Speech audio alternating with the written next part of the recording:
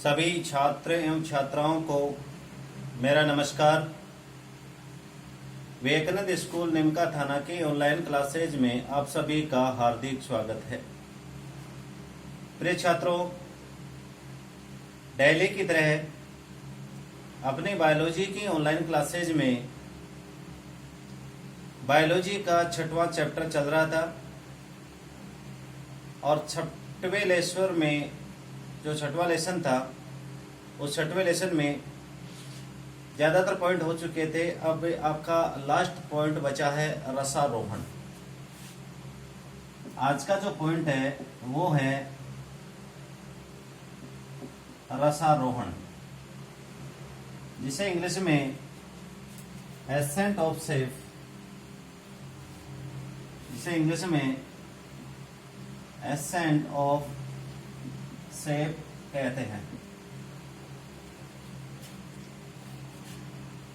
रसारोहण क्या होता है, किसके द्वारा होता है और इस रसारोहण को समझाने के लिए कौन कौन से सिद्धांत दिए गए हैं, ये चीजें अपन देखेंगे। देखिए, रसारोहण क्या होता है। आपको पता है कि मृदा से जो अवशोषित जल होता है वो जल तनु विलयन के रूप में जड़ों के द्वारा पत्तियों तक पहुंचता है या पौधों के विभिन्न भागों में पहुंचता है। जल और खनिज लवण का जो स्थानांतरण होता है ये गुरुत्वीय बल के विपरीत होता है। गुरुत्वीय बल आपको पता है नीचे की तरफ लगता है, लेकिन जल और खनिज लवणों का जो विलयन होता है वो नीचे से ऊपर की ओर चढ़ता है। तो जो जल होता है वो जल अपने साथ पोषक तत्वों को या खनिज लवणों को घोल करके विलयन के रूप में नीचे से ऊपर की ओर जाता है। इस प्रकार से जल का तनु विलयन के रूप में नीचे से या जड़ से पत्तियों तक पहुंचने की जो क्रिया है वो कहलाती है रसारोहण। क्या कहलाती है? रसारोहण कहलाती है। यहां तक की बातें क्लियर हो गई हैं। देखिए क्या होता है।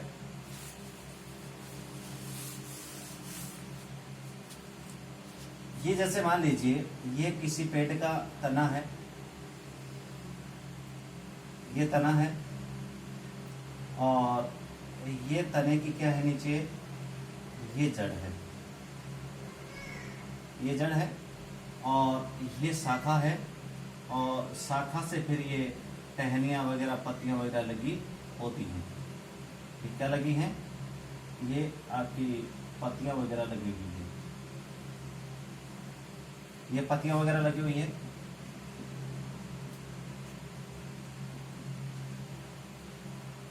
अब आपको ये भी पता है कि इस जड़ से ये मोद्रोम निकले होते हैं।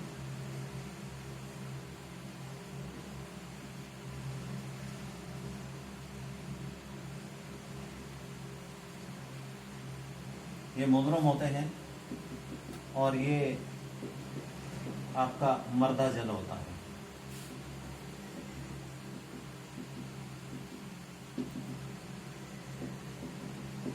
अब आपको पता है ये तो है मृदा जल, मृदा जल, और मृदा जल में क्या घुले होते हैं? खनिज तत्व। ठीक है, तो ये जो खनिज तत्व और मृदा जल करके और ये जल का तनु विलयन बनाते हैं। क्या बनाते हैं? तनु विलयन। अब ये जो जल का तनु विलयन है ये किसके द्वारा अवशोषित किया जाएगा? ये मोद्रोम के द्वारा अवशोषित किया जाएगा और मोद्रोम के अवशोषण के बाद में कहाँ जाएगा? जड़ में। जड़ से किस में आ जाएगा? ये तने में, और तने से किस में चला जाएगा? ये शाखा में, और शाखा से किस में आ जाएगा? ये पत्ती की शिराओं में, और फिर कहाँ जाएगा? ये पत्तियों में आ जाएगा। तो इस प्रकार से तनु विलयन का जड़ से पत्तियों तक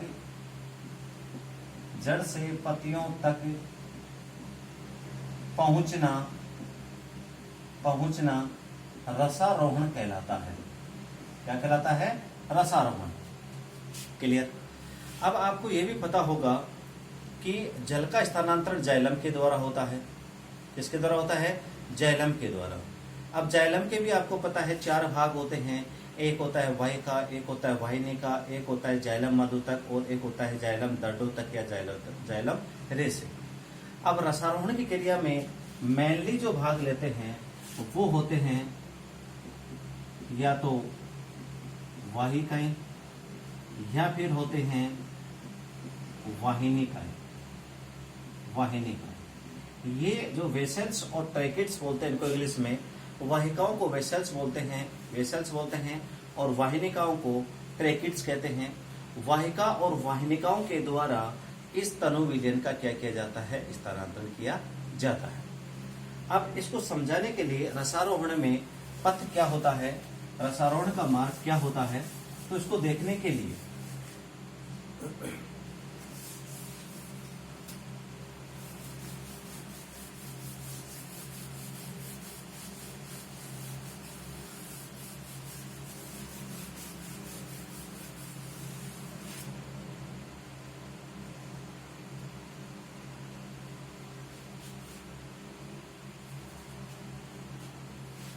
पॉइंट है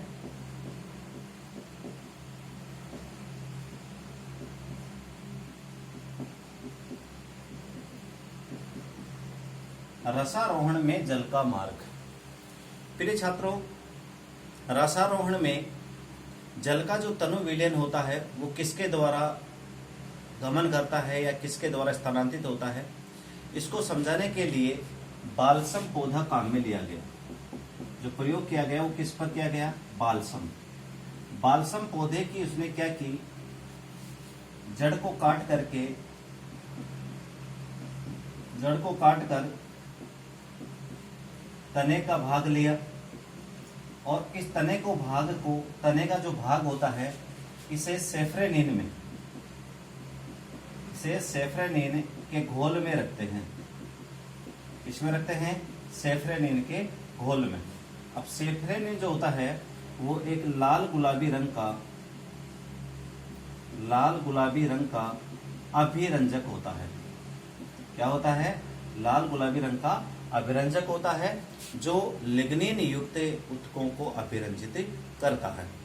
जब इस बालसम पौधे की तने को अपन उस सेफ्रेनिन के घोल में रखते हैं और लगभग रखा जाता है इसको 2 से ढाई घंटे तक। कितने घंटे तक रखा जाता है, 2 से ढाई घंटे तक रखा जाता है। 2-2.5 घंटे बाद में जब इसे देखते हैं, जब इसकी पत्ती की टहनी की जब अनुप्रस्थ काटते हैं तो ये देखते हैं कि जाइलम की जो वाहिका और वाहिनिका होती हैं, जो नलिकाएं होती हैं, वो लाल रंग की दिखाई देती हैं। लाल रंग की जो वाहिका होती हैं वो ये डिसाइड करती हैं, ये प्रदर्शित करती हैं कि जो सेफ्रेनिन होता है वो जाइलम की नलिकाओं से ही जो जाइलम की वाहिका होती हैं, नलिकाएं होती हैं, उसके द्वारा ही तनु विलयन का क्या होता है, स्थानांतरण होता है। तो इसका लास्ट रिजल्ट ये निकलता है कि रसारोहण की क्रिया में जाइलम की वाहिका और वाहिनिकाएं भाग लेती हैं। ये है रसारोहण का मार्ग या पथ। अब आता है रसारोहण को समझाने के लिए सिद्धांत।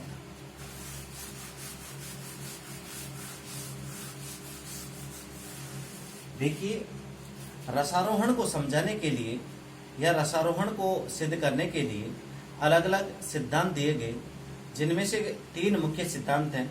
और 3 कौन कौन से हैं, एक है, पहला सिद्धांत है, पॉइंट आपका वैसे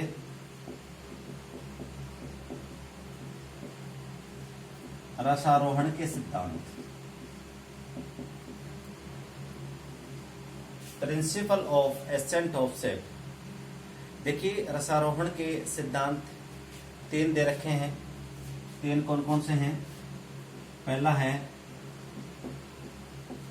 जैव बल सिद्धांत, दूसरा है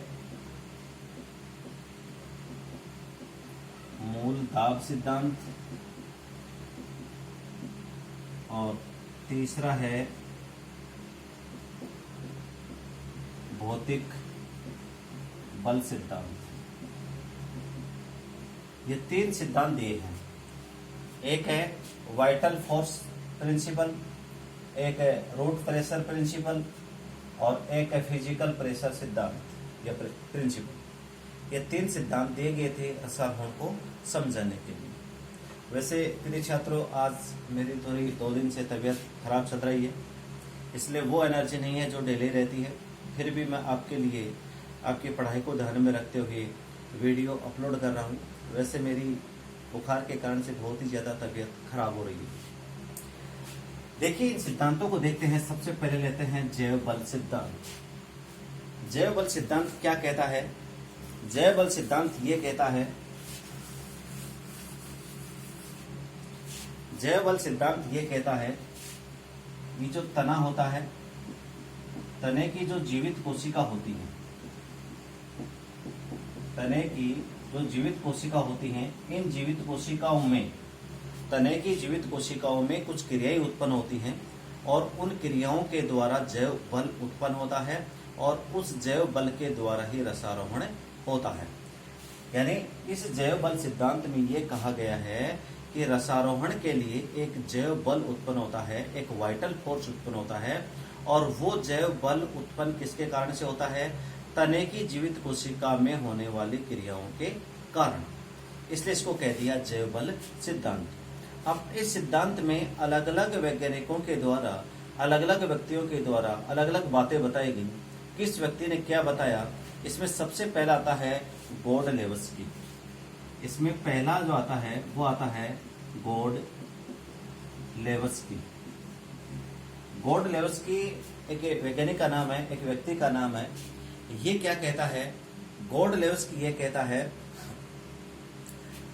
गोडलेवस्की ने एक सिद्धांत दिया, रिले पंप सिद्धांत। गोडलेवस्की ने एक सिद्धांत दिया था, इसका सिद्धांत का नाम है रिले पंप सिद्धांत। गोडलेवस्की का एक सिद्धांत है, गोडलेवस्की का एक सिद्धांत है रिले पंप सिद्धांत। इस सिद्धांत में क्या कहता है कि जाइलम मर्दूतकी कोशिकाओं और मज्जा किरणों की जीवित कोशिकाओं में, क्या कह रहा है ये? इस रिले पंप सिद्धांत में ये कहता है गोडलेवस्की, एक तो जाइलम मर्दूतकी व मज्जा किरणों। जाइलम मर्दूतकी का मतलब होता है, जाइलम जो होता है, जाइलम की जो मर्दूतकी कोशिका होती हैं एक तो उसमें, और एक मज्जा किरणों की कोशिकाओं के प्रासरण दाब में आवर्ती परिवर्तन होता है। आवर्ती परिवर्तन का मतलब ये होता है क्रमानुसार नियमित उसके प्रासरण दाब में परिवर्तन होता रहता है। और इस प्रासरण दाब में जो आवर्ती परिवर्तन होता है, इस आवर्ती परिवर्तन के कारण से जो बल उत्पन्न होता है और उसी बल के कारण से क्या होता है? रसारोहण होता है। इसे कहते हैं रिले पंप सिद्धांत। दोबारा बता रहा हूँ, इस जैव बल सिद्धांत को समझाने के लिए गोडलेवस्की ने एक रिले पंप सिद्धांत दिया था, और रिले पंप सिद्धांत में गोडलेवस्की ने यह बताया कि जाइलम मर्दूतकी और मज्जा किरणों की जो कोशिका होती हैं, उन कोशिकाओं के प्रासरण दाब में नियमित क्रमानुसार परिवर्तन होता है, और इस परिवर्तन के कारण से एक दाब उत्पन्न होता है, एक बल उत्पन्न होता है, और इसी बल के द्वारा अधिक ऊंचाई तक जल का पहुंचना होता है, जिसे रसारोहण कहते हैं। क्लियर? फिर इसके बाद में आया था सर जेसी बोस। सर जेसी बोस यानी जगदीश चंद्र बोस। दूसरा जो सिद्धांत था इसमें वो था, दूसरा व्यक्ति था सर जेसी बोस। जैव बल सिद्धांत को समझाने के लिए दूसरे व्यक्ति आए थे, सर जेसी बोस, और इसने दिया था, एक सिद्धांत दिया था स्पंदन सिद्धांत। कौन सा दिया था? स्पंदन। इन्होंने दिया था स्पंदन सिद्धांत। और स्पंदन सिद्धांत में क्या बताया था? इसने यह बताया कि जाइलम का जो वलकुट होता है, तने का जो वलकुट होता है, तने के वलकुट की सबसे भीतरी जो परत की कोशिका होती है, आपको पता है तने का यदि अपन स्ट्रक्चर देखेंगे तो सबसे पहले आती है बाह्य त्वचा, फिर आता है हाइपोडर्मिस, और फिर आता है वलकुट। वलकुट की सबसे भीतरी परत होती है जो अंतस त्वचा के संपर्क में रहती है। ये कहता है तने के वलकुट की सबसे भीतरी परत की जो कोशिका होती हैं, उन भीतरी परत की कोशिकाओं में लयबद्ध स्पंदन होता है। लयबद्ध क्या होता है, स्पंदन होता है। और इस लयबद्ध स्पंदन के कारण से जो दाब उत्पन्न होता है, जो बल उत्पन्न होता है, वो बल रसारोहण के लिए उत्तरदायी होता है। इसे कहते हैं सर जेसी बोस का स्पंदन सिद्धांत। और जेसी बोस ने भारतीय टेलीग्राफ पादप पर अपना अध्ययन किया था। फिर आता है स्ट्रासबर्गर, तीसरा व्यक्ति आता है, और तीसरा व्यक्ति है स्ट्रासबर्गर। और स्ट्रासबर्गर क्या कहता है? स्ट्रासबर्गर ये कहता है कि रसारोहण के लिए या रसारोहण में जीवित कोशिकाओं का सीधा संबंध नहीं होता है। स्ट्रासबर्ग, अब यहाँ पर दो चीजें आई, दोनों चीजें गोडलेवस्की और आपका सर जेसी बोस, इन दोनों ने जीवित कोशिकाओं के ऊपर, जीवित कोशिकाओं का होना जरूरी बताया उसने। जीवित कोशिका में होने वाले क्रियाओं से जो बल उत्पन्न होता है वो बल रसारोहण के लिए जिम्मेदार होता है। लेकिन स्ट्रासबर्ग सर ये कहता है कि रसारोहण के लिए जीवित कोशिकाओं का कोई सीधा संबंध नहीं होता है, बल्कि जीवित कोशिकाएं रसारोहण के लिए अनुकूलित माध्यम उपलब्ध करवाती हैं। क्या कहा स्ट्रासबर्गर ने?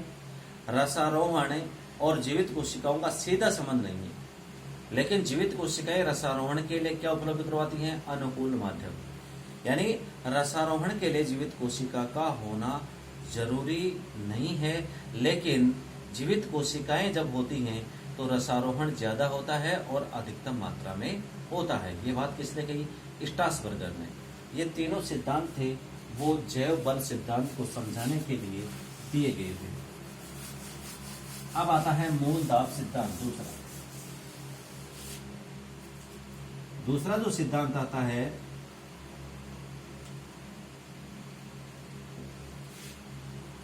और वो है मूल दाब सिद्धांत। देखिए मूल दाब सिद्धांत क्या कहता है? इस सिद्धांत के अनुसार जो मर्दूतकी कोशिकाएं होती हैं, उन मर्दूतकी कोशिकाओं की जो कोशिका भित्ति होती है वो पतली होती है, लचीली होती है। और उस पतली लचीली जो भित्ति होती है उसमें से जल और जल के साथ जो तनु विलयन होता है वो प्रवेश करता रहता है। प्रवेश करेगा जल के और तनु विलयन के। ये क्या कहता है कि मूल दाब सिद्धांत ये कहता है कि जो मर्दूतकी कोशिका होती हैं, मर्दूतकी कोशिका और मर्दूतकी कोशिका की जो भित्ति होती है, जो दीवार होती है, ये कैसी होती है? लचीली और पतली होती है। अब लचीली और पतली भित्ति होती है, इस लचीली और पतली भित्ति में से जल के साथ साथ तनु विलयन प्रवेश करता है। अब तनु विलयन प्रवेश करेगा तो तनु विलयन प्रवेश करने के कारण से भित्ति के ऊपर दबाव पड़ता है, जिससे कोशिका भित्ति में तनाव उत्पन्न हो जाता है, खिंचाव बल उत्पन्न हो जाता है। अब खिंचाव बल उत्पन्न होगा तो वो कोशिका अपने मूल अवस्था में आने का क्या करती है? प्रयास करती है। जब भित्ति के ऊपर दाब लगता है और कोशिका अपनी मूल अवस्था में आने का प्रयास करती है, उस समय उसमें से कुछ विलयन निकल करके कोशिका द्रव्य का कुछ भाग जड़ में प्रवेश कर जाता है। किसमें प्रवेश कर जाता है? जड़ में प्रवेश कर जाता है। और जड़ में प्रवेश करने के कारण से, वाहिका में प्रवेश करने के कारण से उसमें एक धनात्मक बल उत्पन्न होता है, और उस धनात्मक बल को कहते हैं मूल दाब। क्या कहते हैं? यानी मैं क्या कह रहा हूं, इस कोशिका में से कुछ विलयन वाहिकाओं में प्रवेश कर जाता है। अब वाहिकाओं में प्रवेश करने से एक धनात्मक बल उत्पन्न होता है, एक आकर्षण बल उत्पन्न होता है, और इस धनात्मक बल को क्या कहते हैं? मूल दाब कहते हैं। क्या कहते हैं? मूल दाब। और इस मूल दाब के कारण ही लगातार जल का क्या होता रहता है? अवशोषण होता है, और ये अवशोषित जल ऊपर की ओर चढ़ता रहता है। अब आपको पता है मूल दाब को मैनोमीटर में मापा जाता है।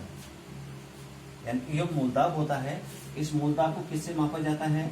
मैनोमीटर से। मूल दाब को मापने वाला जो यंत्र होता है वो क्या होता है? मैनोमीटर। और पौधों में जो मूल दाब होता है ये 2 वायुमंडलीय दाब से अधिक नहीं पाई जाता। यानी पौधों के अंदर वायु दाब जो है वो 2 एटमॉस्फेयर वायुमंडलीय दाब से ज्यादा नहीं होता है, और ये 2 एटमॉस्फेरिक दाब होता है, वायुमंडलीय दाब होता है, इस दाब के द्वारा 20 मीटर की ऊंचाई तक रसारोहण हो सकता है। कितने मीटर तक? 20 मीटर तक। लेकिन आपको ये भी पता होगा कि अधिक ऊंचाई वाले जो पादप होते हैं, वो जो बहुत ऊंचे पादप होते हैं, काष्ठे पौधे होते हैं, उनमें ऊंचाई तक रसारोहण के लिए अधिक वायुमंडलीय दाब की आवश्यकता होती है। अब आपको ये भी पता है कि 2 एटमॉस्फेयर वायुमंडलीय दाब से ज्यादा मूलदाब नहीं होता है, तो फिर उन पौधों में अधिक ऊंचाई तक उस रसारोहण की क्रिया को कैसे संपन्न किया जाता है। इसलिए ये जो मूलदाब सिद्धांत है वो ज्यादा दिनों तक नहीं चल सका और बाद में ये क्या कर दिया गया? खारिज कर दिया गया। ये बात यहाँ तक यानी मूलदाब जो था, ये जो मूलदाब था, ये मूलदाब ज्यादा दिनों तक नहीं चला, बल्कि ये दाब क्या हो गया? खत्म हो गया। ये सिद्धांत मान्य नहीं था। तो आपके 2 सिद्धांत कंप्लीट हो गए। अब लास्ट जो तीसरा सिद्धांत आता है रसारोहण को समझाने के लिए, वो कौन सा है? और वो है रसारोहण को समझाने के लिए जो जवाब है वो है